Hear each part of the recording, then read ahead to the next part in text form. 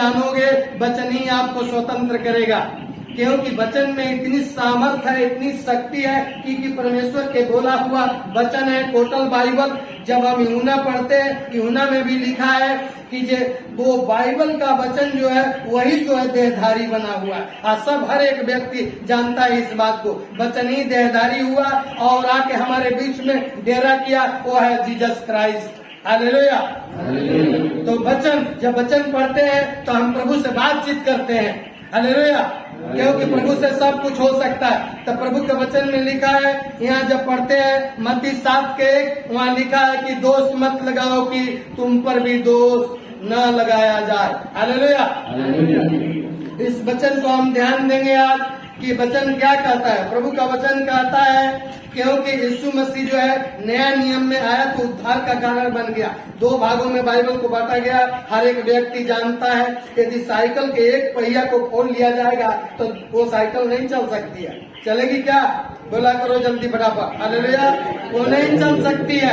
इसलिए परमेश्वर इस बात को पूरा करने के लिए आया, जो अधूरा काम था वो पूरा करने के लिए आया। इसलिए परमेश्वर का वचन यहाँ हमको आजाद करा रहा है। वो कह रहा है कि दोष मत लगाओ कि तुम पर भी दोष न लगाया जाए। के बारे में हम नहीं जानते हैं, उसका सोच क्या है, उसकी पहुंच क्या है, इसलिए बहुत जल्दी हम उसके लिए कुछ नहीं कह सकते हैं। हम परमेश्वर से प्रार्थना करेंगे, परमेश्वर से जानेंगे, क्योंकि प्रभु के वचन कहता है जो अंदर होता है वही बाहर निकलता है। हालेलुया। तेरा लिखा हुआ है तो मुझे जानना है। हम जब दोष लगाएंगे, हम दूसरे को भला बुरा कहेंगे तो भी हमको भला बुरा कहेगा। तो सबसे पहले सीक्रेट वचन परमेश्वर ने दिया कि देख, कोई कुछ भी कहे लेकिन तो किसी पर दोष मत लगाना। तो जब हम दोष नहीं लगाएंगे तो वो भी जो है हम पर दोष नहीं लगाएगा। लगाया हुआ दोष को एक दिन उसको माफी मांगना पड़ेगा। उस दोष से उसको खुद मुक्ति के लिए आपके पास चल के आएगा और आकर कहेगा हमने जो गलती किया है वो उसको माफ कर दो। क्योंकि आप तो कुछ बोलते ही नहीं हो, मैं इतना बोल दिया आपको, इतना कह दिया, तो महसूस करेगा। हालेलुया। तो प्रभु ने सुना है कि दोष मत लगाओ कि तुम पर भी दोष न लगाया जाए। यहाँ लिखा है, उन पर यह कहावत ठीक बैठती है कि कुत्ता अपनी छांट की ओर और नहलाई हुई सूरन कीचड़ में लौटने के लिए फिर चली जाती है। हालेलुया। एक बात ये ध्यान देने वाली बात है यहाँ।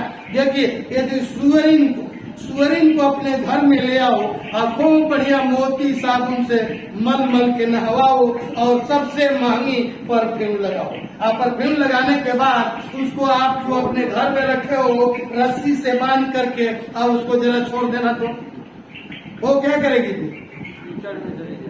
फिर कीचड़ में चली जाएगी कि नहीं? चली जाएगी नहीं कीचड़ में।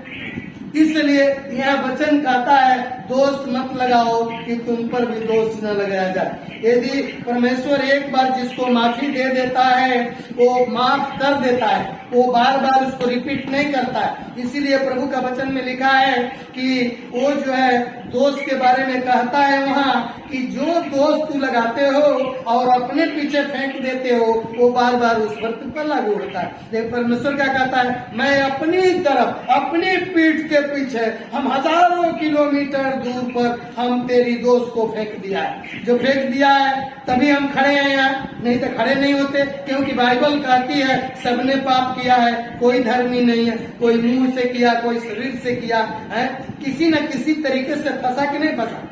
परमेश्वर का वचन साफ कह दे रहा है। तो जब कह देता है तो सबके ऊपर लागू है कि नहीं है? आज यदि हम अपने आप को कमजोर समझेंगे तो परमेश्वर उठा के खड़ा करेगा। आप खुद को बलवान हैं, आप परमेश्वर के पास जा रहे हैं, परमेश्वर आपका काम करेगा? नहीं करेगा। इसलिए नहीं करेगा, आप तो खुद कह रहे हैं हम बलवान हैं। तो बलवान को तो परमेश्वर के वचन ने लिखा है कि हम संसार के निर्बलों को चुना है, हम संसार के मूर्खों को चुना है।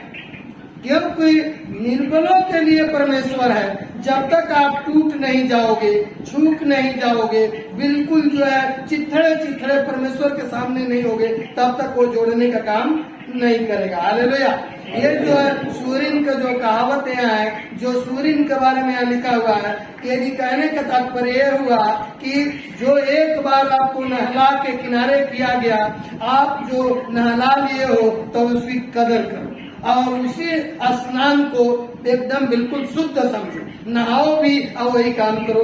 दोष लगाओ जाकर दूसरे पर, दूसरे को दिल को दुखा दो, दूसरे को कष्ट दे दो, उसके लिए चुभने लगे, तो ये क्या फायदा हुआ? कोई फायदा हुआ? इसलिए आज का जो है हमारा 3 बातों पर प्रचार है। सब लोग कहते हैं क्वेश्चन होना चाहिए, तो क्वेश्चन को मैं ढरका से पिला तो देंगे नहीं, समझ लगना चाहिए। पहला नंबर पश्चाताप, दूसरा नंबर उपवास और तीसरा नंबर प्रार्थना। आज 3 के जो है सामर्थ्य से और शक्ति से सब कुछ हो सकता है, क्योंकि जब हम पश्चाताप करेंगे, रिमोर्स करेंगे, हम उपवास करेंगे, फास्टिंग करेंगे और प्रार्थना करेंगे, जब प्रेयर करेंगे तो परमेश्वर हमारे अंदर काम करेगा। क्योंकि परमेश्वर तभी काम करेगा जब अपनी हम पापों को छोड़ देंगे और छोड़ करके परमेश्वर के लिए हम धार्मिकता में आएंगे तो परमेश्वर हमारे लिए काम करता, ऐसे नहीं करता। इसलिए 3 बातों को देखेंगे, इसमें हम चलेंगे।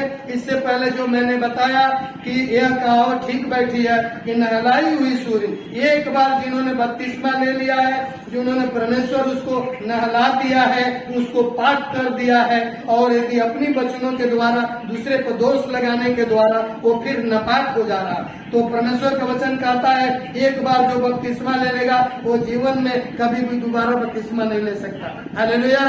चाहे यहाँ से वो चला जाए, कलकत्ता चला जाए, कहीं रहेगा, लेकिन ये कैसी कंडीशन दी गई है बाइबल में, एक बार जिन्होंने बपतिस्मा ले लिया वो दोबारा बपतिस्मा नहीं ले सकता। वो पास्टर चेंज कर सकता है, वो चर्च चेंज कर सकता है, वो चर्च चेंज कर सकती है, लेकिन बपतिस्मा नहीं ले सकती। कितना डिफिकल्ट बात है वो, जो कभी ऐसा नहीं होता। इसलिए यहाँ लिखा है, उन पर यह कहावत ठीक बैठती है कि कुत्ता अपनी छांट की ओर और नहलाई हुई सूरीन कीचड़ में लौटने के लिए फिर चली जाती है। कितने लोग हैं यहाँ जो उपवास करते हैं, विश्वास करते हैं, बात वही करते हैं, 4-4 घंटा प्रार्थना करते हैं, तथा प्रभु यही कहता है किसी को मार दो जान, वहाँ तो ये सिखाता नहीं है।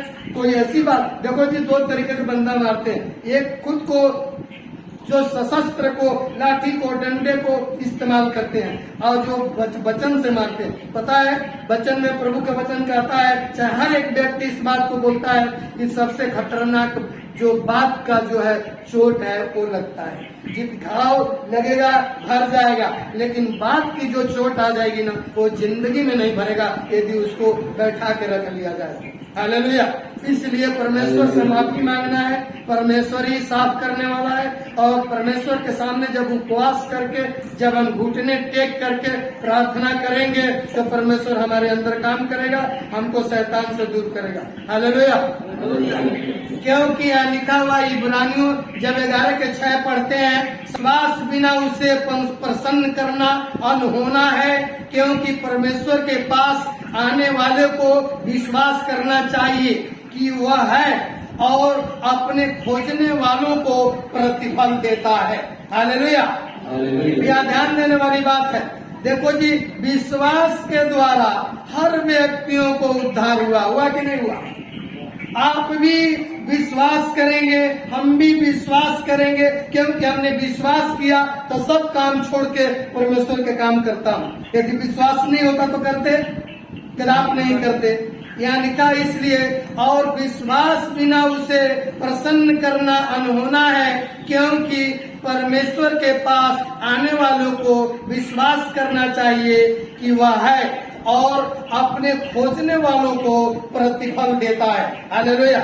जब हम खोजेंगे तब परमेश्वर देता है। अब हम उदाहरण में हम प्रवेश करेंगे। उदाहरण लेते हैं, सूर्य को सबने देखा कि नहीं देखा? कोई ऐसा व्यक्ति न देखा? आज सूरजमुखी को देखा है किसी ने? नहीं देखा। सूरजमुखी जिससे तेल तैयार किया जाता है, सूरजमुखी। ध्यान देने आए यहाँ।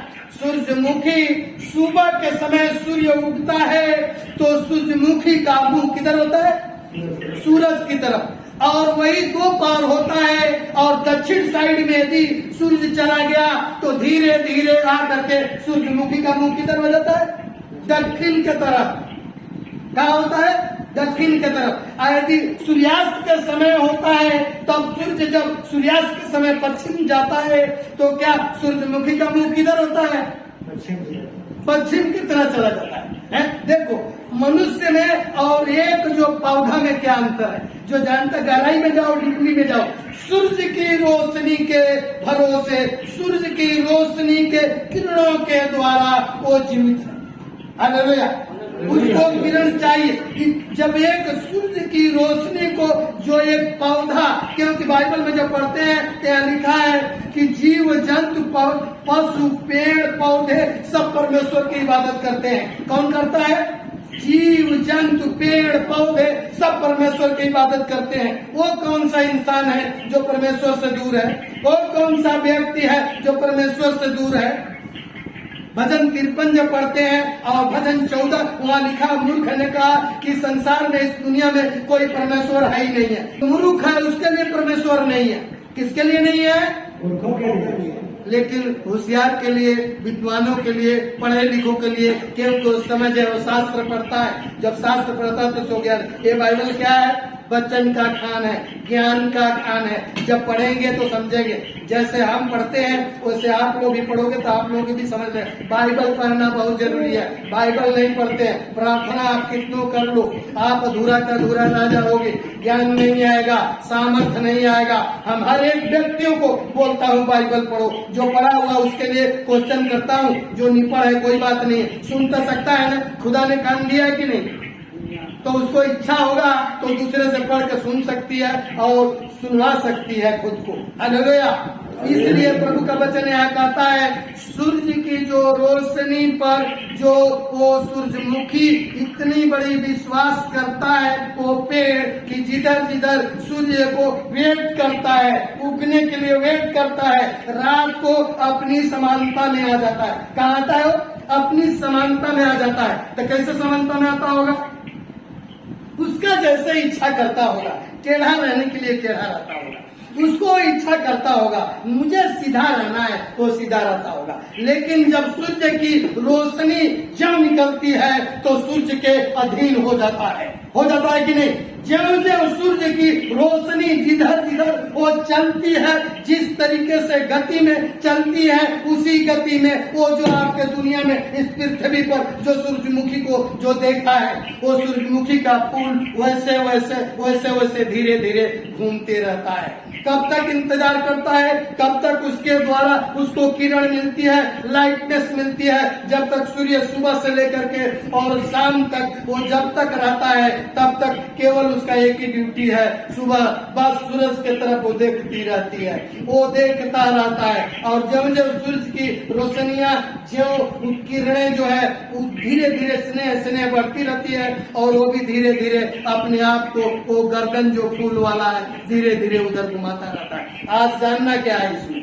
इसलिए हमको जानना है कि उस जो दिन भर सूर्य का इंतजार करता है, मनुष्य जो है थोड़ा सा सब्र करने को नहीं जानता है। वो यदि चर्च में आया, 2 बार आया, तीसरा बार अब क्या जाना है, आपको नहीं जी, आज जरूरी नहीं है मेरे को, हम नहीं जाएंगे आज। क्यों? तो परमेश्वर क्या कहता? ये बताओ, यदि PhD करना हो, किसी को BA B.Ed करना हो और 1 महीना नर्सरी में पढ़ लेगा तो BA B.Ed कर लेगा? उसको लिए अथक परिश्रम करना पड़ेगा, उसको मेहनत करना पड़ेगा, उसको पढ़ना पड़ेगा। नहीं पढ़ेगा तो कुछ नहीं हो सकता। हालेलुया। इसलिए क्योंकि एक सूर्य की रोशनी को वेट करने वाला एक जो पौधा है वो कर सकता है, तो मनुष्य को क्या करना चाहिए, हम लोगों को क्या करना चाहिए? सब समझदार हैं, समझते हैं, कहने की जरूरत हमको नहीं है। उसी तरीके से यदि हम प्रभु के तरफ हम बाट ढूंढते रहेंगे, बाइबल में लिखा नया नियम में, परमेश्वर के बाट जोड़, उसको यानी रास्ता को ढूंढ, वो रास्ता को ढूंढने से हम विश्वास से जीवित रहते हैं। हालेलुया। क्योंकि प्रभु का वचन कहता है, हम जब मन से लगन से नहीं चलेंगे, हम कभी भी हम उद्धार नहीं पाएंगे। सवाल ही नहीं है। यही कारण है कि कई बार कहता हूँ 80% जो मसीह में लोग हैं वो गरीब है। क्यों गरीब है? इसलिए कि वो जो है मसीहा के करीब नहीं है, वो केवल जो है वो अपना पूरा करते हैं कोरम को पूरा। हर बंधुओं से मेरे को नम्र निवेदन है, हर महिलाओं से नम्र निवेदन है, और ऐसे भी प्रभु हमारे ऊपर जब, क्योंकि जितने दास खड़े होते हैं जब वो मंच के ऊपर, तो बोलने वाला कौन होता है? उसमें परमेश्वर के आत्मा बोलता है, मत्ती 10:20 हम देखेंगे तो वहाँ लिखा हुआ, ये ना समझो। लेकिन हम कहते नहीं है, हमारा दोष लगाने का अधिकार नहीं है। आप दोष न लगाइए, नहीं दोष लगाएंगे तो परमेश्वर आपको रास्ता करने को जानता है। हालेलुया।